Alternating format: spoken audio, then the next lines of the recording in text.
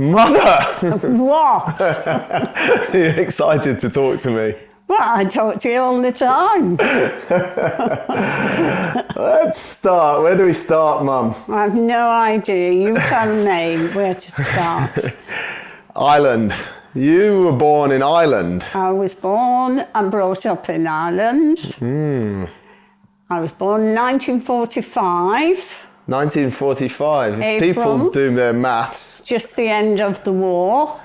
Yeah. Really? Oh, I didn't even think about that. Yes, the end of the war, 1945, April 1945. Which makes you now 78. 78 and a bit. And, and quite a bit. Yeah. What's your first memories in Ireland? My first memories in Ireland would be probably when I was about 7 or 8 years of age. Really? That's the first time you remember something back then? Yeah. Wow. Yeah. That was just after, in the 50s. You were born into what number? We've got to tell them the full story. What number child are you? I am number 8. Of? 9, 10, 12 of us. 12 total. 12. 7 boys and 5 girls. And you were 5? number... Is that right?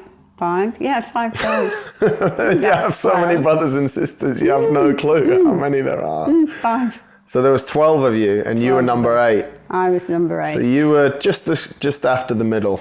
After the middle, completely. On the tail end, there was 4 of us. When you were born, how old was your oldest brother? Was Jack? Yes. How old was he when you were born? He would have been, if he was alive now, 92. So he was 14. So he was still living at home. He was still living at home. So was there a period where all 12 of you were living at home? Yeah, when we were in Ireland. What was that like? It was good fun. It was really good fun. We had, the boys were in one room. Yeah. Bedroom, that is. So there was 7 boys in one bedroom. And the bedroom was no bigger than a normal bedroom here in England. Wow. So they had to have beds that would fold up. Really? In the morning. Not bunk beds? Not bunk beds, just Had bunk beds surely had been invented? I don't think they had, because I'm sure they hadn't. Really? Yeah. And then we had four girls, and 4 girls slept in one bed. Where was the 5th girl? The 5th girl was Pamela, who was the baby, and she was with Mum and Dad in their bedroom. So you lived in basically a 3-bedroom house? A 3-bedroom house. My father was in the army. He was in the band, number 3 band, Irish Army band. Right. And he and Mum and Pamela slept in that one bedroom. Until how old was she when she stopped sleeping there? Well, I guess she would be about 3 or 4 even. Yeah, because we moved from... My father retired from the army when he was 55. So we then moved out of the quarters and we moved into a little town called Newbridge. Right. So we then had a house with maybe 5 bedrooms then. Oh, so you're posh. We were really posh then. A rental house. It was lovely. It was in the back street of Newbridge. And not even when we moved, Jack, the eldest one, had got married. Right. So he came and lived with us, with his wife. Geez, you'd only just moved out of a 3-bedroom house into more space and he started bringing people home. Yeah, we did. They all wanted to stay with us. And Pamela I would be about 8 when we left there. Right. And Pam, well, that's wrong. I must have been older. Because Pam's 8 years younger than me. Right. So I must have been older than 8. I must have been about 10. She was still a baby, so she was still Incredible. maybe 18 months, 2. That would be about right. So I would be 10. And when you were a teenager, your mum and dad decided that there was enough in Ireland. There wasn't enough in Ireland for a big family to earn to keep us all. So we moved to England. And that's when I was 12. Why did they choose to come to York? We had friends in York who used to live in Ireland, and Mum and Dad kept in touch with them. So we came to York. They lived in York, and they got us a house, a big house again, 4 bedrooms, 5 bedrooms, 4 bedrooms. So we moved into that.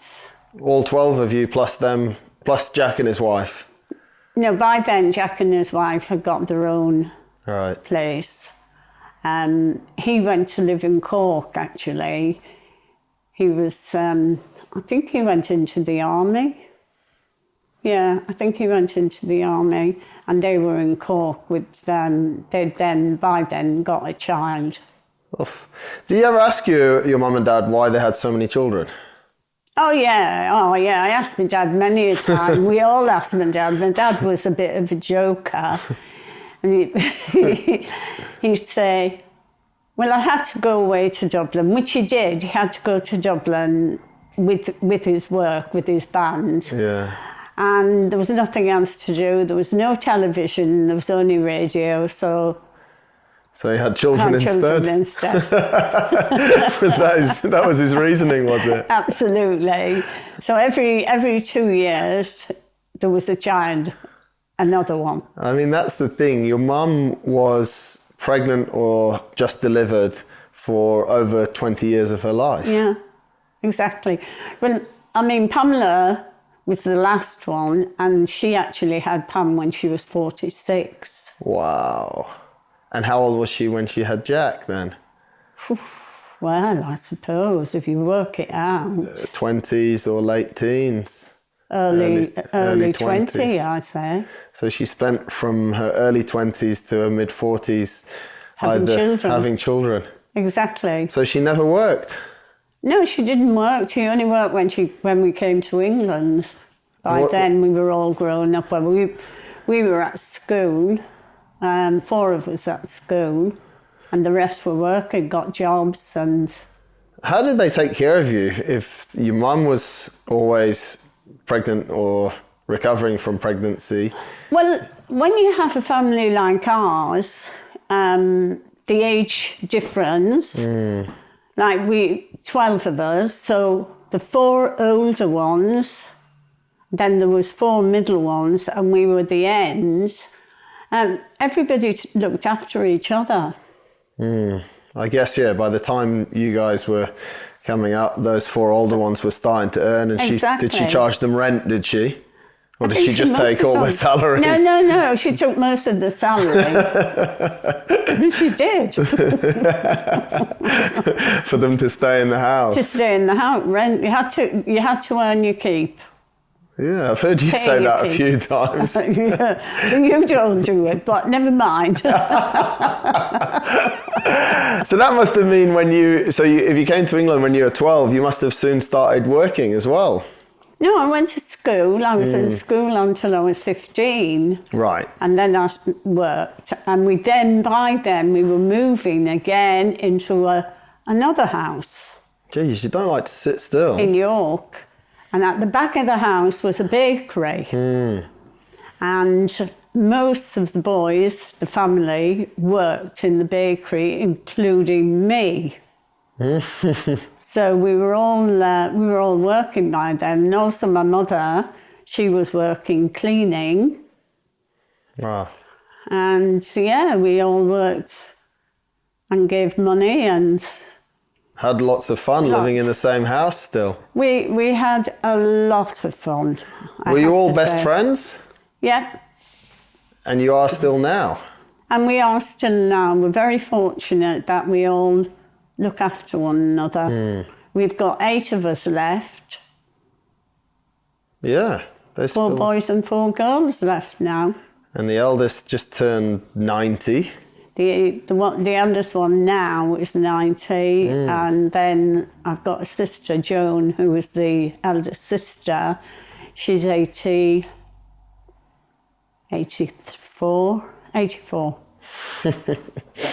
So growing up in York, tell us about growing up in York a bit.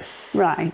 Growing up in York was quite interesting. We went to school, we went to a Catholic school, St. Wilfrid's, and we used to walk to school, unlike all the children nowadays. We walked to school wherever we were living, we all walked together. I mean, parts of you forget half of your growing up, really. You forget the...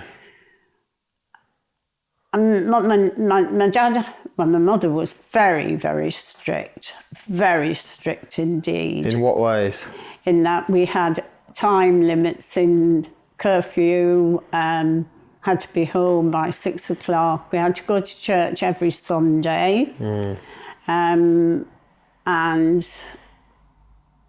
you know, up to an age of 18, you weren't allowed out after 8 o'clock. Really? Yeah. And what if you broke her rules? Why did I? Probably. Yes, we did break the rules. I think we all broke the rules. I used to go out of the back window to go to a disco. Here we go. Yeah. So, yeah, Maureen, my sister, who died about 10 years ago, bless her. Yeah. Her and I were really, really close. So you could say best friends. And so she was jumping out the windows with you, was she? We used to go out. We used to go ice skating or roller skating.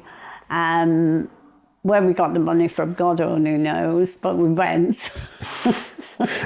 How did you get money? Was money hard to get? Oh, absolutely. I can't ever remember having pocket money when I was younger. Ever. So what did you do to make things work? How did you do things that didn't cost money, or? Well, yes. I mean, I'm saying we didn't have pocket money. Maybe we got 4pence a week. Right. Which would be enough to go to the cinema. Right. And maybe she'd buy us sweets or something, but... She being your mum? Being my mother. We didn't really have much money then. Did you know that you didn't have much money? Oh, we weren't aware of it because, my mum and dad looked after us so well. So it didn't really matter? It didn't matter. And I mean, then... Even when we moved to York, we were playing outside with other children. We were in the street, riding up and down on bikes. Did they buy you one bike to share between the 12 of you? Well, yes. Well, that's another story. I asked for a scooter. I loved scooters and I loved rollerblades, not blades, skates. Roller skates. Yeah. I love doing that. So I asked for a scooter when we were in Ireland on the last sort of Christmas in Ireland. And I got a scooter, but we had to share it. So did your older brothers and sisters take it off you? Well, yes, we all had turns on it. And it was acceptable, completely acceptable. And then when we got to England, I got my roller skates. But then the roller skates were okay. I could have roller skates. We had a little bit more money. Roller skates are harder to share because you need the right size foot. Well, exactly, yeah. Well, no, the roller skates, you could adjust them. There were those bottom. adjustable ones that you go in your shoes. Yeah. So, no, they were mine. And and then when I was 13 and 14, I got a paper round. Right. And I used to deliver papers, and I think I got about 2 and 6 a week for delivering papers. 2 and 6 pence. 2 and 6 pence. Oh. You know how much 2 and 6 pence is? I actually don't, Mum. You don't? 2 shillings. Do you know what? 12 pence. Wow. Right? And 6 pence. So 12 pence and 6 pence. Really? So 18 pence a week. And what would you have to do? Deliver papers every day? Deliver papers every evening, just in the evening. And I gave the money to my mother. All of it? Yeah. Did you have to? She took it off me. You don't sound happy about that. No, but then again, saying that, she did take it off me. But she gave us back in that we had to have school dinners. She had to pay for the school dinners. Yeah. And that was a shilling each. And then on a Saturday, we used to go roller skating. She paid for the roller skating on a Saturday. So it came out with the money that we gave her. Is that why your love for roller skating started then? That's why when you were 65, you were in Marbella rollerblading? No, it was in Dubai when we were That's started. That's true, when you started rollerblading. Do you think that's where it came from? Of course it did. Yeah. That's crazy. Yeah, absolutely. What about, did you play sports in school? Not really. We weren't encouraged not to play. No. I didn't actually like sports in school either. Did you like school? I loved school. I absolutely loved being at school. When I left, I was so upset. So upset. You said you left when you were 15?